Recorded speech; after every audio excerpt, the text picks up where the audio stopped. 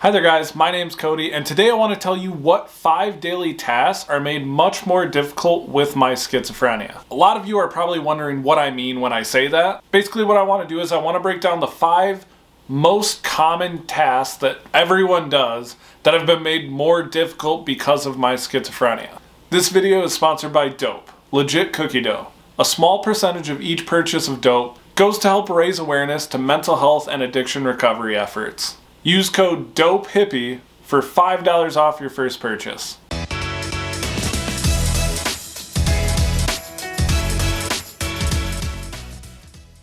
Number 5 is broad, but it's literally having a conversation with anyone.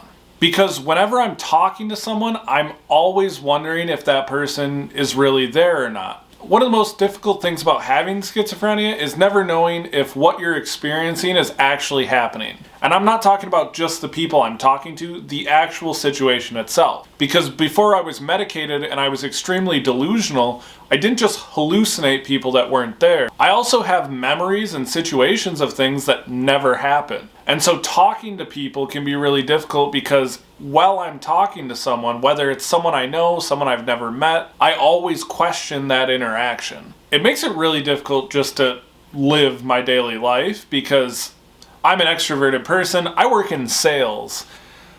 So I literally question every interaction I have throughout the day, and I have hundreds of interactions per week with potential clients and just my job in general. So that can be a really difficult thing for me to deal with on just a daily basis. Number 4 is going to be my daily routine. So the problem with being someone who likes a routine, someone who likes to do things in order throughout the day, is that taking medication means I have to follow my daily routine based on when I take medication. So when I'm traveling, it doesn't matter what time my plane takes off or what time it lands. It doesn't matter what time I get to the hotel. I have a strict time that I have to take my meds. I have to take my meds in the morning and at night. Fortunately, I don't have like a middle of the day medication anymore. And so my entire daily routine has to be decided by my medication because with my medication, I also need to eat with some of those meds. So when I take it, I also need to eat immediately afterwards. So if there's any change throughout the day, if I'm traveling, if I'm on a work trip, if I'm with family, I still have to adhere to this really strict medication regimen. Number 3 is going to be quiet time. I used to really appreciate having time for myself with no sound, with no stimulation. I think a lot of people really appreciate that. I can't do that anymore because of my schizophrenia. I have to constantly have noise on in the background or be doing something stimulating. So before I started this video, I was watching The Office, and actually it's still going in the background here, I just muted it. I love rivalry. Michael or Jim, Harris and Nicole, Heidi or Ellen. And as soon as I get done with this video, it's going to go right back on. The reason for that is any time that I've found myself in a very quiet place or a place without any auditory or visual stimulation, it tends to lead to hallucinations for me. And I've talked to other people with schizophrenia about this. It is common, from what I've heard, for other people to also need some sort of sound on basically all the time. When I'm going to sleep, I have to have a TV show on. If I'm sitting in my office, I have to have noise on of some kind. It's like if it's too quiet, my brain needs to make some sort of noise, and so I start having hallucinations. The same also goes for visual hallucinations with me.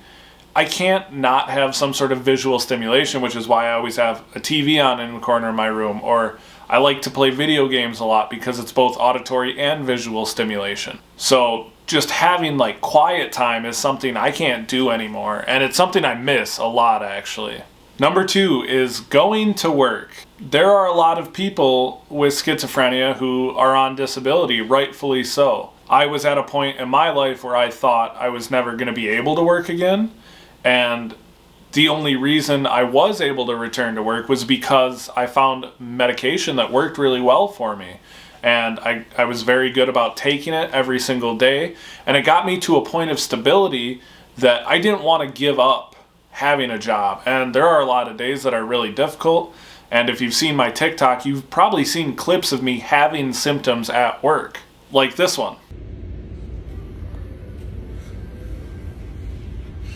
Sharp.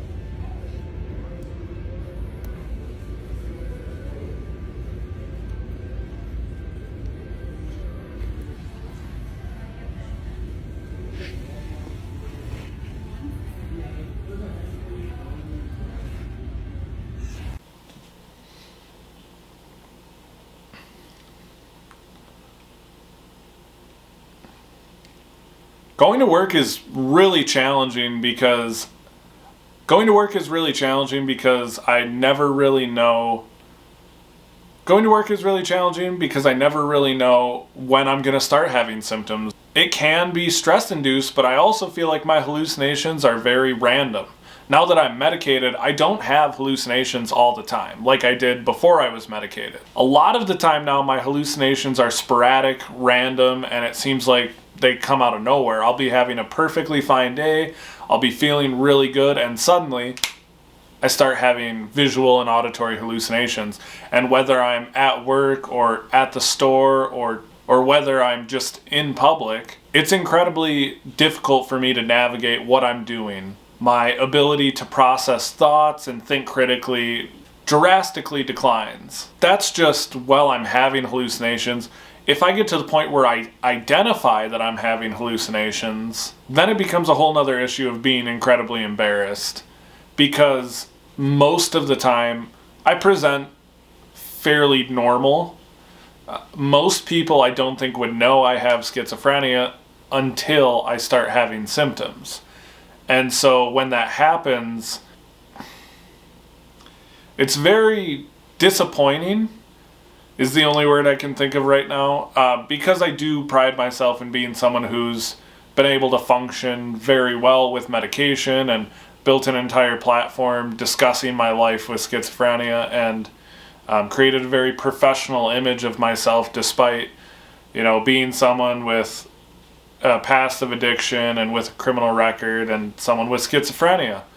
And at that point, it's back to me not being able to control my thoughts, my emotions, what I'm seeing, what I'm hearing. I feel like I have no control over my faculties, and it's really difficult to recognize that you're not going to be able to function as well as other people, or not be able to be as effective in the workplace every single day. Most days I can go to work, and I'm very lucky that I don't have symptoms because I have very good medication. However, there was a point in my life where I was hallucinating every single day and still trying to go to work. I'm very fortunate now I have an employer that I've openly discussed my schizophrenia with, and I have the ability to leave work if I'm having symptoms with no penalty, and be able to get home or get to a safe place and deal properly with my symptoms. And number one, this is going to sound super weird, and you're going to wonder why I saved this for first, but the most difficult daily task I have is actually showering. Taking a shower while having schizophrenia is extremely difficult because, very similarly to when I was talking about quiet time, you can't do a lot of stimulation or noise while you're in the shower. And obviously I have found some ways to cope. I do have a device that allows me to have my phone in the shower now, so I can watch a show or a movie while I'm showering so that I have visual and auditory stimulation. But without that, showers are kind of the worst place for a person with schizophrenia to be, because the moment you get into a shower, you're in your most vulnerable place. It's the reason horror movies always play off of, being in the shower, being in the bathroom. You're in a very vulnerable place.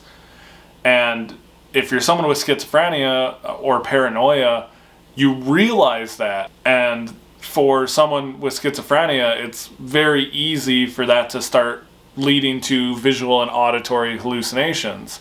And so I'll start hearing voices outside of the shower. You have the water running, which seems to dilute other sounds. So every once in a while it sounds like you're hearing someone outside the shower. You get nervous that someone's out there.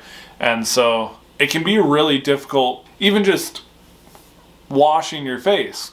Closing your eyes for seconds at a time can be extremely terrifying, because as soon as you open them, you're worried that there will be a visual hallucination, and sometimes that's what I experience. It's part of the reason why showering is my most difficult daily task.